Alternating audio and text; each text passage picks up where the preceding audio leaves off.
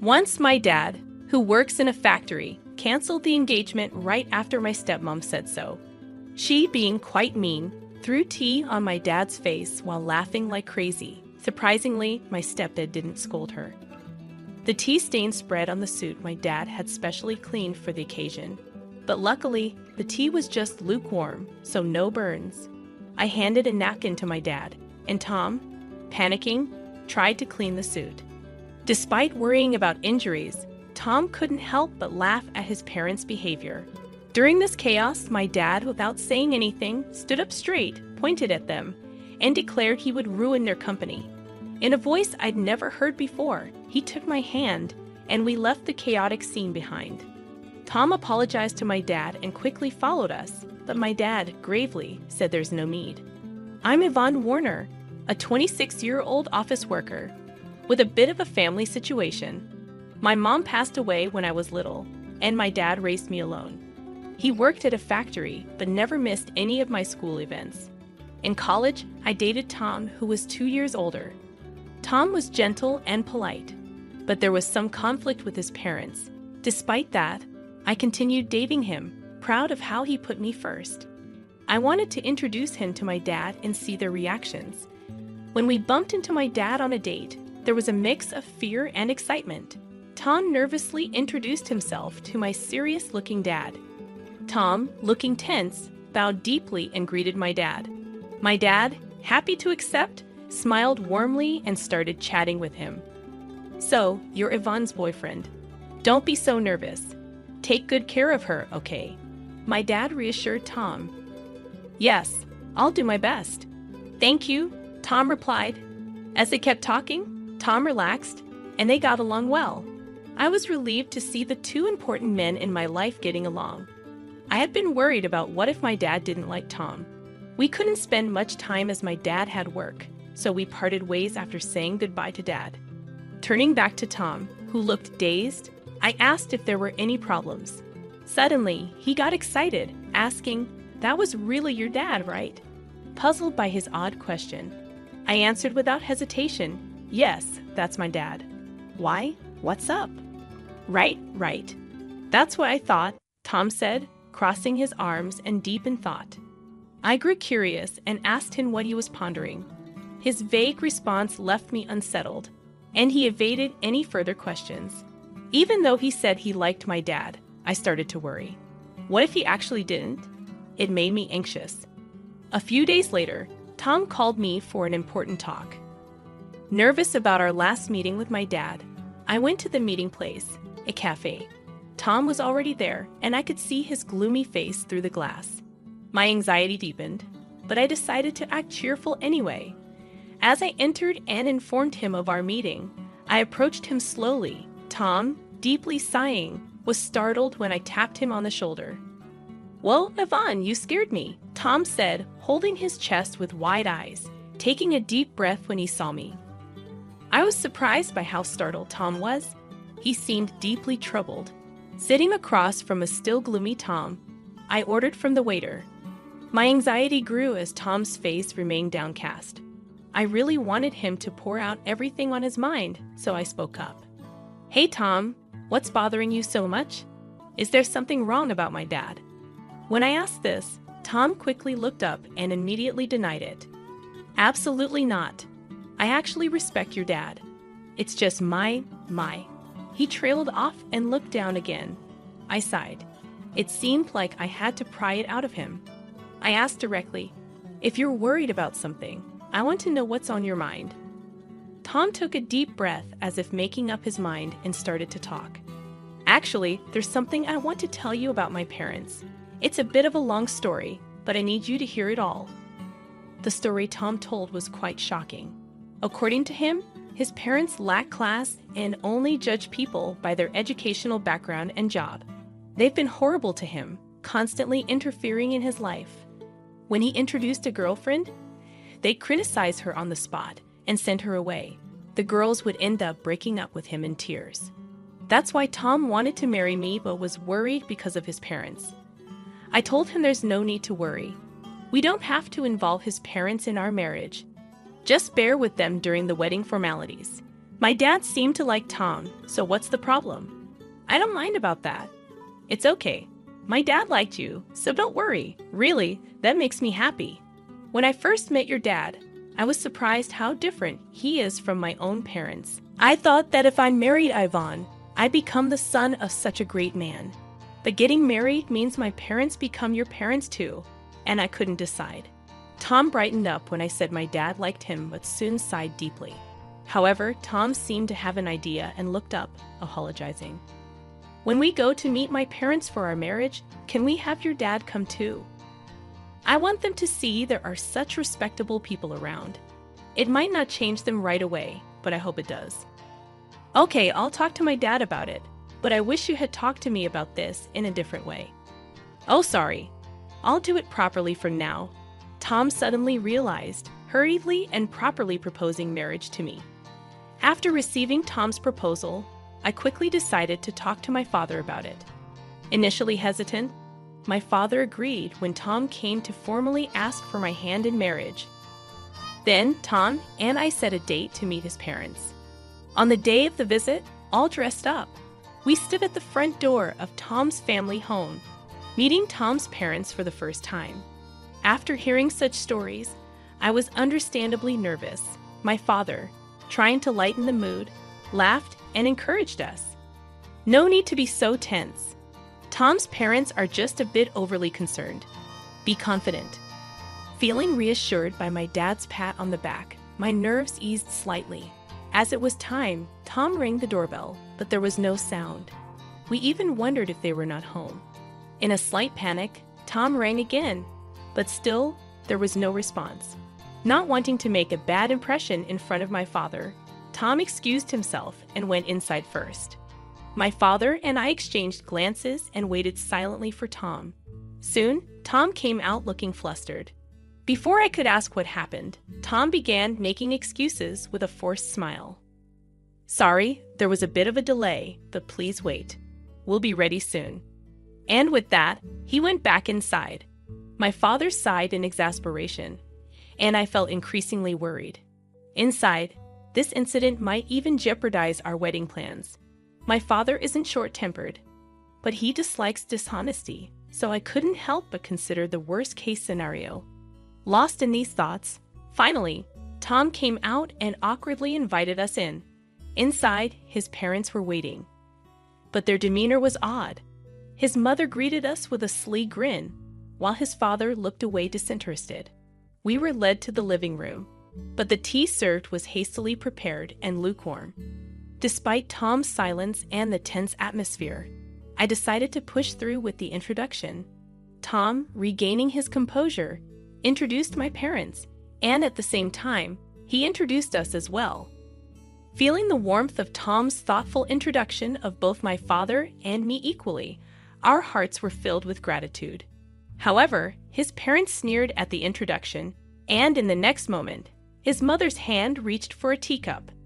Factory working father, let's call off the engagement, she said. As soon as she said that, my mother-in-law splashed tea on my father. My father-in-law, who was smiling and giggling next to her, did not blame my mother-in-law for her actions. The stain on the suit my father had specially cleaned for this day spread quickly. Fortunately, the tea that was thrown at my dad was lukewarm and almost cold, so there was no worry about burns. Shocked, I offered my dad a handkerchief, while Tom panicked, wiping off my dad's suit. Tom, worried about injuries, got angry at his parents who only laughed in response. Meanwhile, my dad said nothing but stood up and pointed at them, saying, "Then I'll ruin your company," speaking in a voice I'd never heard before. He took my hand, and we left the oak corner house behind us. Tom's voice scolded his parents, then quickly followed us. "Father, mother-in-law, I'm really sorry. I'll have my parents apologize later," Tom pleaded. "No need. We're done with them anyway," my dad said, gravely patting Tom's shoulder. We went back to our house with Tom, and my dad immediately changed clothes. During that time, Tom was earnestly apologizing outside my dad's room, and I could hear my dad's troubled voice occasionally. However, I was too shocked by what Tom's parents had done to pay attention. I knew they wouldn't be easy to get along with, but I didn't expect such behavior. I was furious that they insulted my dad.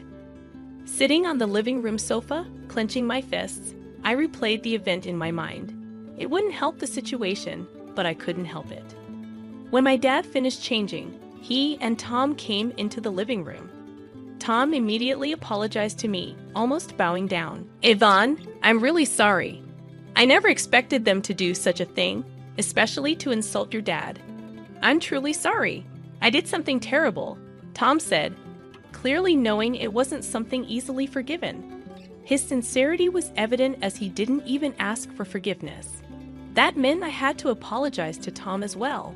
I took Tom's hand as he kneeled on the floor and apologized. "I'm sorry too. I should not have suggested it without knowing everything. I didn't expect things to turn out this way." Then I turned to my dad and apologized with all my heart.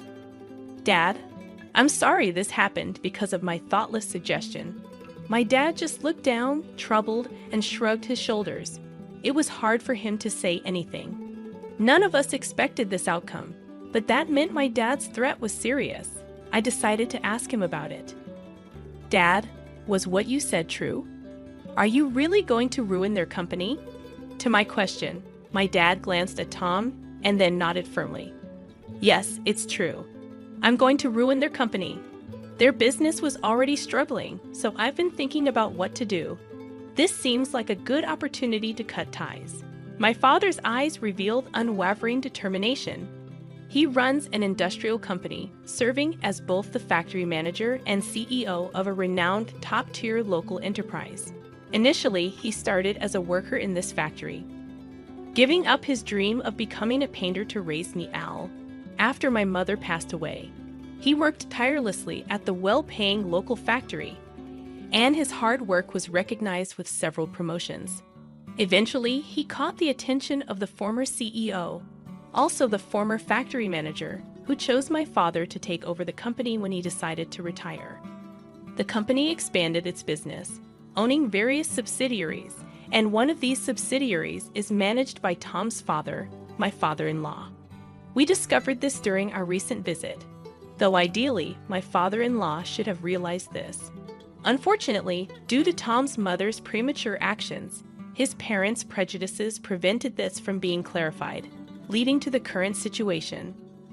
My father mentioned that his company was facing some management difficulties, and he was pondering what to do, considering layoffs to improve management.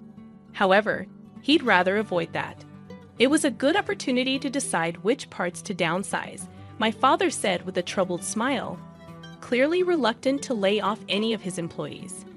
After Tom's serious conversation with my father, he asked Tom in a low voice about his decision to close down his father's company. Tom hesitated at first, but then looked firmly at my father and replied, "I've already cut ties with them. They did something unforgivable. I think part of the consequence is paying for their actions. More than that, I want them to reflect on what happened, including this incident. But I have a request. I know it's awkward to ask at this time, but please let me get engaged with Yvonne. I know I've caused trouble with my parents, but more than anything, I want to be with Yvonne. Please forgive me." Crossing his arms, my father pondered Tom's words. It might seem inappropriate right after such an incident. However, moved by Tom's earnestness, I also pleaded with my father, "Please, Dad, I know things turned out this way, but I want to be with Tom."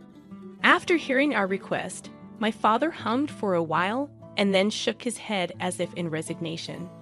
"If you both feel the same way, it's fine. But there's a condition. Your parents are company executives. I want to know what you plan to do with their employees. If you can't do that, your marriage is off." My father said this and sent Tom away, not even glancing at me before returning to his room. A few days later, Tom came up with a plan for his father's company's employees. He had arranged a meeting with my father, and when I returned from work at 17:23, they were deep in discussion. It was apparent that Tom had written down possible job placements for all the employees and was showing it to my father. "I hope you can employ them at your company. I want to support their transition and contribute to the business's vitality," Tom said, bowing to my father. Selfishly, I also want to work at your company. I'll work for free until they're settled and producing results. I want to compensate for any shortcomings with my work and salary.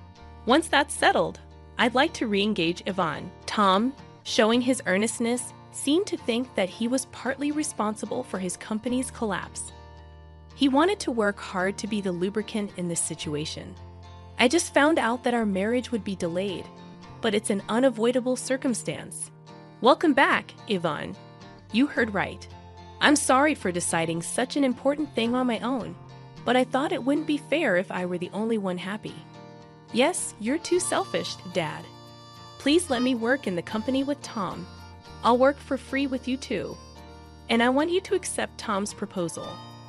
As I said this, Tom tried to dissuade me, but I firmly insisted and desperately begged my father.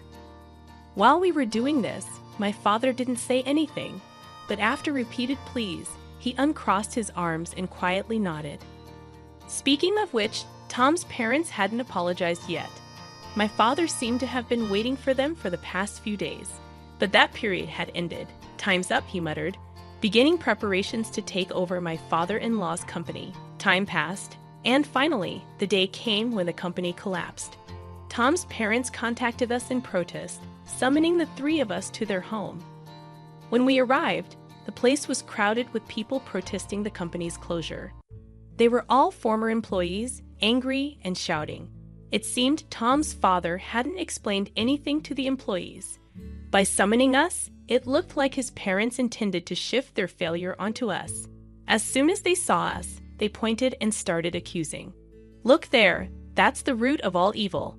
It's not me. They're the ones who ruined the company, not me. Yes, especially that woman. She seduced our son and ingratiated herself with her father. We are victims too, so stop complaining about it. Others also vocally criticized my father and me, attempting to deflect attention away from themselves. Despite the parents' unrestrained accusations, Tom, visibly upset, tried to calm the former employees. Please wait, everyone. Yes, my father's company collapsed, but it's because of those two also. I want to help all of you who suffered unfairly with job placements. Please listen to me. Gradually, the commotion subsided, and the former employees turned their attention to us. Tom then called out each person's name, announcing their new job placements. Realizing they were not abandoned, the employees breathed sighs of relief. After announcing every employee's placement, his parents started causing a scene. Hey, Tom, what about us? Why are you ignoring us? Yes, Tom, didn't we tell you we're victims too? Tell us our job placements. If you do, we might even forgive that man and allow your marriage to that woman. Ignoring his parents' outbursts, Tom began explaining how the company went bankrupt, revealing everything despite it being an embarrassing story caused by his own parents. Tom apologized for the inconvenience caused to all of them, and thanks to a kind-hearted CEO, their jobs were secure. Please calm your anger and let's start working again from scratch, Tom addressed the employees, turning to my father and deeply bowing. I really apologize for the inconvenience caused. Thank you for listening to my selfish request. I will work with all my heart and soul. The former employees, seeing Tom's sincerity, also bowed to my father, while his parents were the only ones to object. Don't be fooled. That man ruined the company, and that woman egged him on. Wake up to reality. You're struggling for jobs because the company was destroyed, right? Just because you're getting help doesn't mean you should lose sight of the truth. Despite the parents' desperate appeals, everyone had already heard the story from Tom.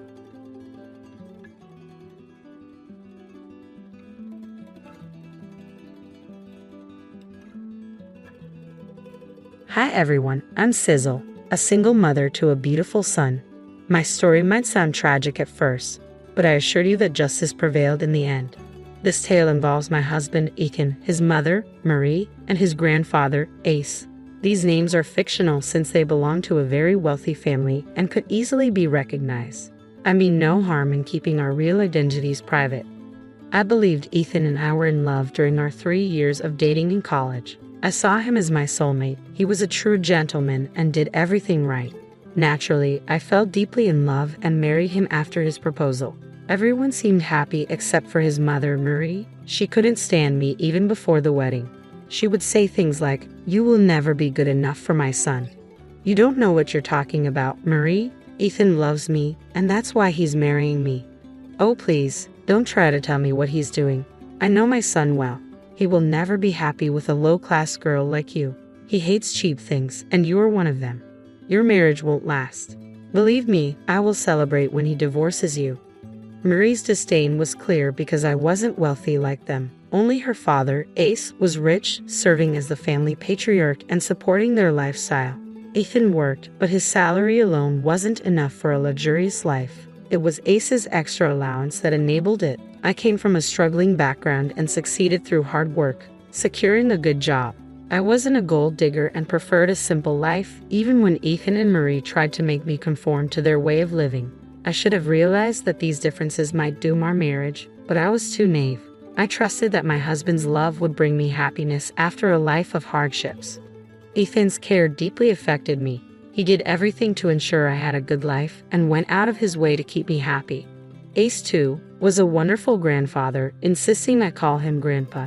Ace was fond of me from the very first day we met, so Marie's hatred never caused problems in our marriage. Both Ace and Ethan consistently stood up for me. I had no idea how horribly things would eventually turn out. Ethan was eager for us to start a family, and wanting to make him happy, I agreed. At his insistence, I even quit my job to stay home and care for our child.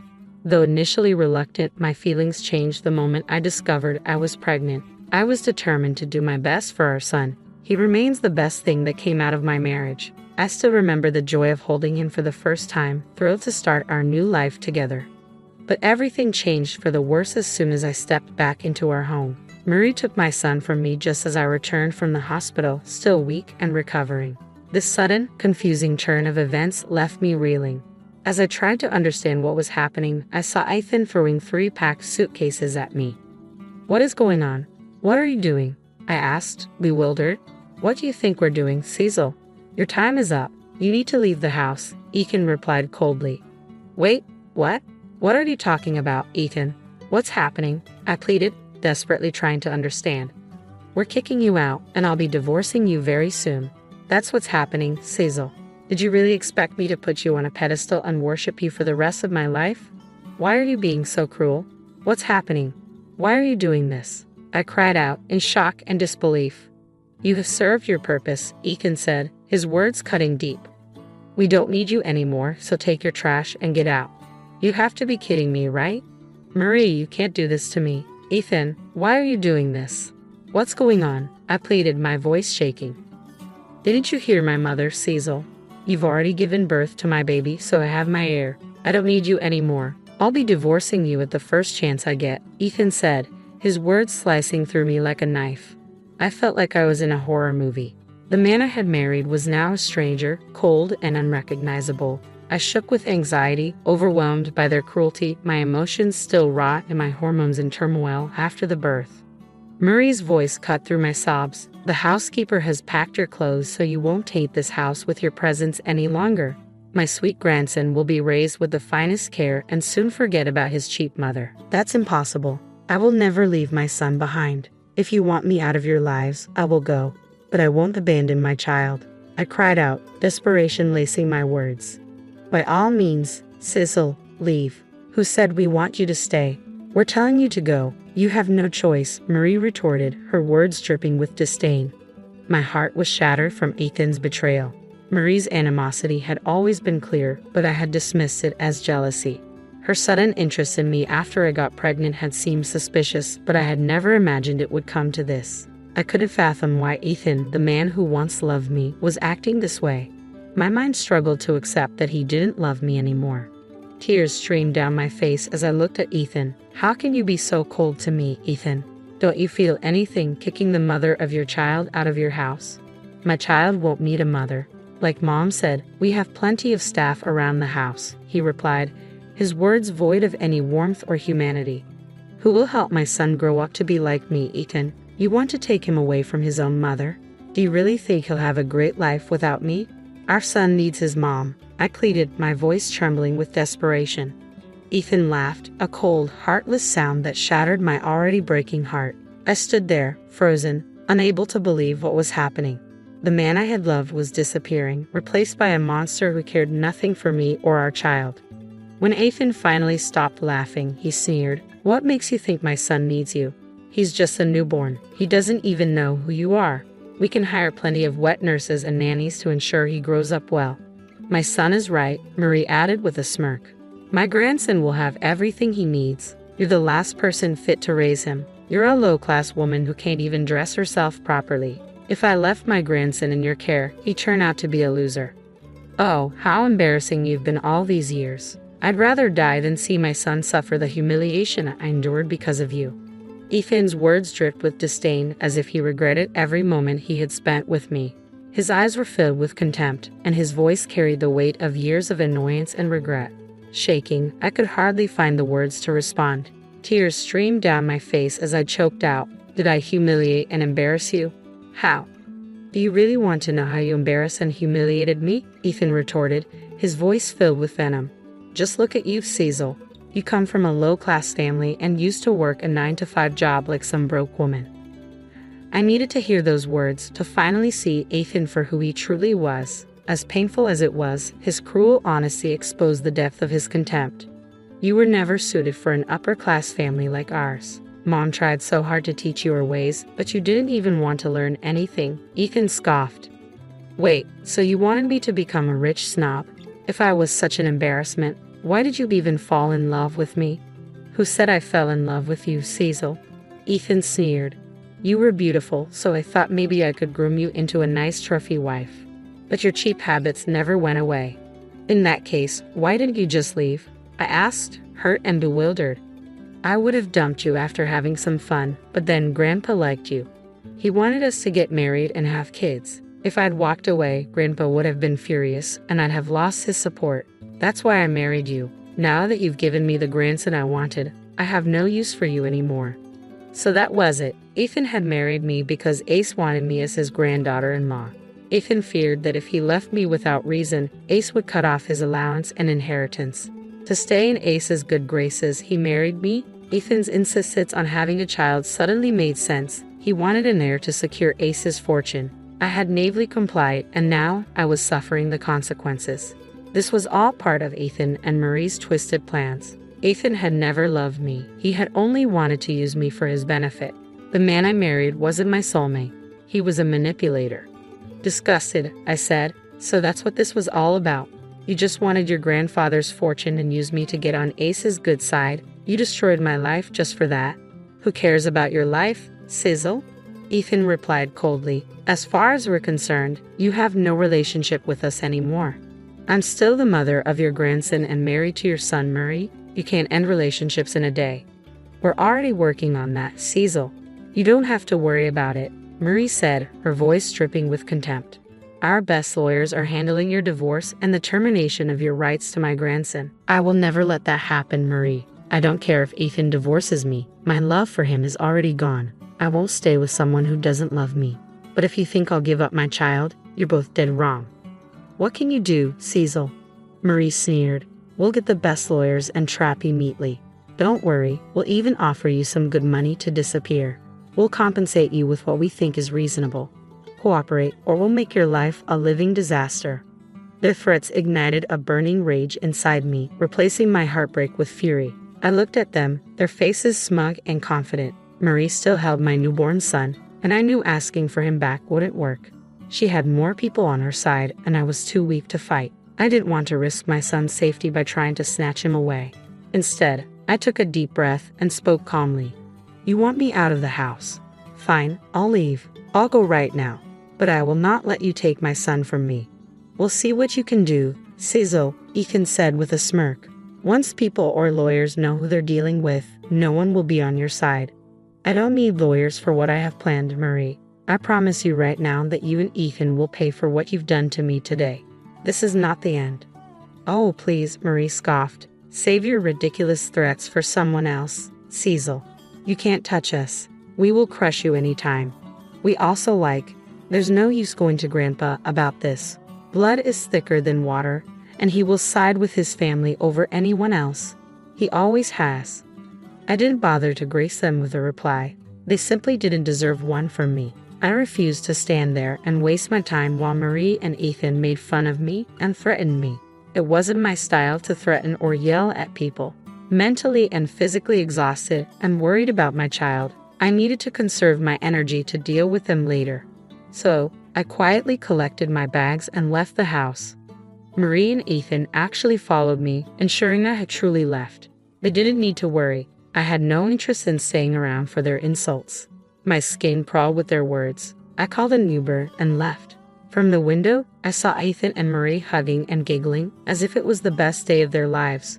They got what they wanted, an heir and rid of me, just as they had planned. However, they didn't know I wouldn't leave so easily. I wasn't giving up my son, and I intended to teach them a lesson. While Ethan came from a wealthy family with powerful lawyers, I didn't have much money or resources. My chances of winning against them were slim to none. I knew I needed help, and Ace was my only option. I went straight to Ace's house with my belongings, feeling a twinge of nervousness. Ethan's words echoed in my head, reminding me of Ace's loyalty to his family. There was a small fear that he might turn me away in favor of them. After all, I felt like the nobody Marie and Ethan had always said I was. Still, I held on to hope that Ace at least would do the right thing. And I wasn't disappointed. When Ace entered the living room and spotted me with my suitcases, he seemed genuinely surprised. I thought my staff was joking when they said you showed up here with suitcases. I can see they were serious, he remarked. Well, they certainly were joking. I'm here, Grandpa, I replied, trying to hold back tears. What's going on, Cecil? Have you been crying? Your eyes look puffy and you really don't look well, Ace observed. They kicked me out of the house, Grandpa, and they took my son, telling me to get out of their lives, I explained, my voice quivering with emotion. Ace's expression darkened with anger. Who did this? Tell me everything right now, Cecily. As I recounted the events, I couldn't hold back my tears any longer. Despite trying to stay composed in front of Ethan and Marie, the truth was too much to bear. My life was unraveling, and everything I thought I knew about my marriage was a lie. Despite my love for Ethan, his betrayal had shattered me. Sitting on Ace's couch, I poured my heart out to him. He listened with concern, his anger matching mine as I recounted the injustices I had faced. After I had calmed down a little, I explained, I came here because I didn't know where else to go, Grandpa. You've always been kind to me, and I knew you would at least offer me temporary shelter. You did the right thing by coming here, Cecily. You can stay as long as you want. This is not just temporary shelter. This is also one of your homes, Ace reassured me. I don't think I have a home anymore, Grandpa. I don't even care about that. I just want my son back. I can't be without him. I'll leave Ethan like he wants me to, but I can't leave my son, I confessed. So, you decided to leave Ethan. Is that what you want to do? Ace inquired. I can't stay with him anymore, I replied firmly. Grandpa, he showed me his true colors, and I know he's not the man I loved. Our entire marriage was a lie. I think I've lost all the love I had for him, I confessed, my voice trembling with pain. My grandson has messed up big time, Cecil. I don't know how to apologize to you for this. What he and my daughter have done is not okay. Actually, I think it would be better for you to leave him, Ace admitted, his disappointment evident. I am willing to do that, Ace, but Ethan and Marie want me to terminate my rights to my kid. I don't want that, Ace. Please don't ask me to do that, I pleaded, fearing his response. I was terrified that Ace would side with Ethan and Marie on this matter. While he didn't push me to stay with Ethan, which I was grateful for, I worried he might not support my decision to take his great-grandson and leave. However, Ace's next words surprised me. I will never ask you to give up my great-grandson, Cecil. You were his mother, and he needs you in his life. What he doesn't need is an evil father and grandmother like Ethan and Marie, Ace declared passionately. Oh God, the things they have told you and what they have done to you are horrible. I don't know what to do, Grandpa, I admitted, feeling overwhelmed. My dear Cecily, you don't have to worry about anything. I'm here for you and my grandson. I will never separate a mother from her son. Ethan and Marie will pay for what they have done, Ace assured me, his voice filled with determination. Really? You'll take my side over them, Grandpa? They're your family, and like they said, blood is thicker than water. You always put your family above everyone else. That's what I liked about you, I said, surprised by his unwavering support. That's some nonsense, Cecily. If Ethan and Marie are my family, you and my grandson are too, Ace replied firmly, leaving no room for doubt. I gave you the mission to call me Grandpa instead of my name because you are family to me. At the end of the day, I won't tolerate anyone being so cruel and vile, even if they are my own family. So Marie and Ethan are going down, no matter what. Ace's kindness brought tears to my eyes, but in a good way. I was truly fortunate to have Ace as my grandpa. He filled a little hole in my chest that was there because I never met my own grandparents. I will always be grateful to Ace for what he did for me. He was furious and promised me justice. Quickly, he called his staff and made a few phone calls. Meanwhile, Ace's housekeeper stayed with me, ensuring I had food and was all right. It was ironic that an unknown woman was showing me more compassion than my own husband and mother-in-law. I hated myself for falling in love with a man like that. After a while, Ace returned to the living room and asked me to come with him. In the car, he shared his plan for Ethan and Marie. It was glorious, and I couldn't help but feel a little sorry for what was about to happen to them. Their lives were about to take a drastic turn for the worse. We arrived at the house, and the staff let me in because Ace was with me. Ethan and Marie came rushing down the stairs to see why I was there. However, their demeanor changed when they saw Ace's angry face. It was enough to send shivers down anyone's spine. Despite their attempts to maintain a fake pleasant expression, their nervousness was evident. They greeted Ace, trying to mask their apprehension. "Do I look like I'm here for lunch, Marie? Why on earth did you kick out your daughter-in-law? And what am I hearing about taking away my great-grandson from her?" There was also something mentioned about a divorce. Care to explain that, Ethan? "I don't know what you're talking about, Grandpa." Cecily left of her own accord. She said she doesn't want to be a mom or a wife anymore. "We didn't do anything," Ethan replied hastily. "That's right, Dad." Cecily walked away on her own. "And now she's spreading lies about us. I always knew she wasn't a good fit for the family. And now you know what kind of a horrible woman she is," Marie chimed in, attempting to paint me as the villain. Their attempt to twist the narrative shocked me. For a moment, I feared Ace would believe them. Even Ethan and Marie seemed confident he would. But they were left flabbergasted by Ace's response. "Do you think I don't know what goes on in this house? Do you think you can manipulate me with lies? Dad, we're not lying to you. Shut up right now. I don't want any filthy lies coming out of your mouth. Have you forgotten that this house is in my name? The staff here are on my salary, so they tell me everything that happens around here. Yes, I know everything that you two have tried to do. Did you really think I would let you off the hook so easily after you manipulated me and Cecily? I can't believe this, Grandpa. Please, you have to understand.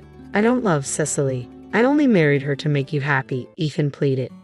"Oh, don't worry. I know all about how you had planned to use and discard Cecily, but only married her because you didn't want to risk losing your inheritance. You think that was a noble thing to do, Ethan? Is that the values you uphold? I taught you. Perhaps it was your good-for-nothing mother who made you this way." Ethan tried to interject, but Ace shut him down immediately. "Did I give you permission to talk, Marie?" Ace's voice was sharp, cutting through the tension in the room. Marie and Ethan were now seriously scared, while Ace remained very, very angry. I couldn't help but enjoy watching them being scolded by Ace. It was glorious, but I knew it was just the start of the show. Ace continued to berate Ethan and Marie for a good hour, reducing them to tears. He reminded them that they were both at his mercy because they lived on his money. When he was done, Ethan was literally on his knees, begging for forgiveness, while Marie cried like a child. "I'm so sorry, Grandpa. I can see that I made a big mistake. I was just overwhelmed and made the wrong decision," Ethan pleaded, his voice shaky with remorse. Yes, we're sorry, Dad. We truly recognize our mistakes. We shouldn't have separated a mother from her child. Cecily can move back here if she wants to." Yes, she can come back, and we'll welcome her with open arms. I promise I will be a better husband, too. I will work on myself. Things will go back to being perfect again," Ethan rambled, desperation evident in his tone. "I don't think any of this is your decision to make. You two are no one to allow her back into the house because this house is mine. Plus, it's up to Cecily to decide if she wants to stay married to an imbecile like you, Ethan. What do you say, Cecily? Do you forgive them?" Ace turned to me, awaiting my response. I knew well enough that if I said no, there would be dire consequences for my husband and mother-in-law. But I couldn't bring myself to say yes, knowing their remorse was only surface level. So I calmly looked at Ace and said, "No, I don't think I can forgive them, Grandpa. Plus, they haven't even asked for my forgiveness." "Please forgive me, Cecily. We made a huge mistake, dear. We are family, so let's just look past this one time. I'm sure we will have a stronger bond after this," Ethan pleaded once more. "Don't even bother with lies anymore, guys. You know what you two are. Even if you turn a new leaf and become nice to me, deep down, you two are awful people, and I don't associate myself with people like you," I replied firmly. "Good decision, Cecily. I applaud you for that. So you heard her, Ethan, Marie. Looks like you two are in deep trouble," Ace concluded, his voice unwavering. "Now you two need to vacate this house right now so that Cecily and my great-grandson can stay here," Ace declared firmly. "What? You're kicking us out? You can't do that to us, Dad," Ethan protested. "My staff has already started to pack your bags on my order. I will have you two thrown out just like you tried to throw out Cecily. Oh, and one other thing, you can kiss your allowances goodbye. I won't be wasting any more money on imbeciles," Ace retorted, his tone unyielding. Ethan and Marie absolutely cracked up when Ace made his decision. They begged and pleaded with him for mercy, even appealing to me for forgiveness, knowing that only I had the power to sway Grandpa Ace from his decision. But Ace remained resolute, keeping them in a state of despair with his relentless berating. Ultimately, the house staff arrived with their belongings, which Ace promptly threw at them, instructing them to leave. Seeing Ace so angry, they quickly departed before he could publicly make a scene by having his staff escort them out. I didn't know where Ethan and Marie went after this. What I do know is that they kept blowing up my phone with apologies and sometimes nasty messages. They desperately wanted to come home and make things better with Ace, but he was definitely not having it. They even tried to recruit family members who strictly denied them help because of Ace, leaving them to fend for themselves. Eventually, Ethan and I divorced and he lost custody of our son. I was happy because I didn't want his evil influence on my child. I was already living in the house I used to live in because Ace didn't want his great-grandson and me to be away from comfort. He actually ended up signing over the house to me, leaving most of his assets to my son in a trust so that he can access them when he's older. As for me, Ethan is stuck paying child support and alimony since he has a job. It's not much for me because Ace also gives me an allowance, but it is a lot for Ethan, who now has to support his mother,